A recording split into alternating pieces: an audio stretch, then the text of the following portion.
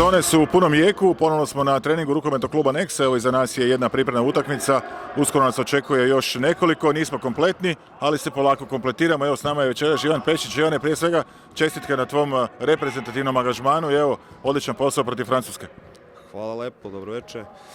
Pa da, imali smo 3 utakmice kvalifikacije, 2 utakmice sa Francuzima i 1 utakmicu sa Grčkom. Šta da vam kažem, prezadovoljan sam, jedan početak nekog srpskog rukometa. Dobili smo novog trenera, svi ljudi u klubu su se promenuli, u reprezentaciji, i presrećan sam, jedva čekam sljedeće okupljanje i mislim da se polako rukomet u Srbiji budi. Što se tiče kluba, evo danas sam se vratio, prvi trening sa ekipom, fale nam 2 igrača koji su na svetskom prvenstvu sa reprezentacijom Hrvatske. Očekuju nas, imamo još 4 utakmice, čini mi se, do početka prvenstva i nadamo se da ćemo se najbolje spremiti za početak drugog dela prvenstva. Koliko imate vremena, evo sigurno koristite i za gledanje utakmica na svjetskom prvenstvu? Da, naravno, pratim Hrvatsku, pratim sve moje prijatelje, drugare koji igraju tamo, tako da mislim da Hrvatska može isto da uradi jako dosta. Opet, kažem, svaki početak je težak, pa i ove 2 utakmice prve, tako da, ali mislim da će oni složiti kockice i biti pravi. Nadam se da ćemo mi složiti svoje kockice, evo čeka nas nekoliko zanimljivih pripremnih utakmica, naravno nisu ekipe kompletne, evo ni PPD neće biti kompletan.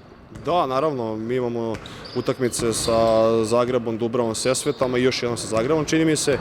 Pa to su pravi utakmice, pošto znate i svi upoznati ste sa celom situacijom, da smo jako malo imali utakmica i da nam te utakmice jako dosta znače. Tako da mislim da ćemo se najbolje spremiti uz ove pripremne utakmice i da počnemo prvenstvo kako treba. A u prvenstvu neće biti malo lagano, odmah se ide žestoko?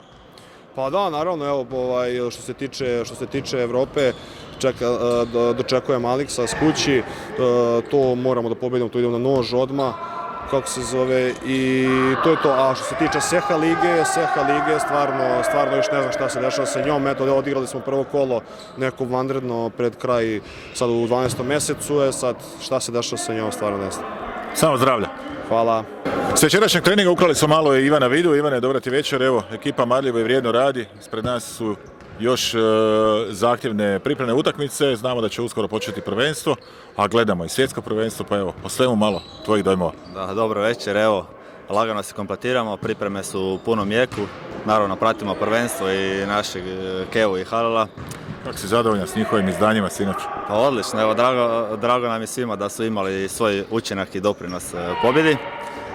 Evo, prijateljske utakmice su sada isto aktualne što se nas tiče.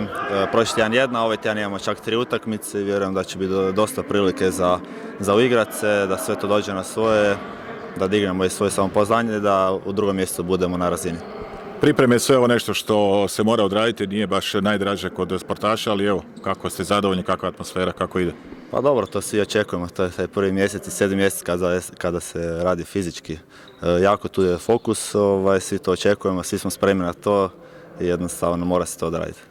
Kako su očekivanja evo, od početka EHF lige, odnosno SEHA lige? Pa evo, u prvom dijelu sezone bilo je tako uspano i padalo, očekujem da ćemo u drugom dijelu sezone biti konstantno na visokoj razini. U EHF očekujemo skupiti još više bodova, onda i ta SEHA kako će se igrati, želimo tu uvijek biti na 100%.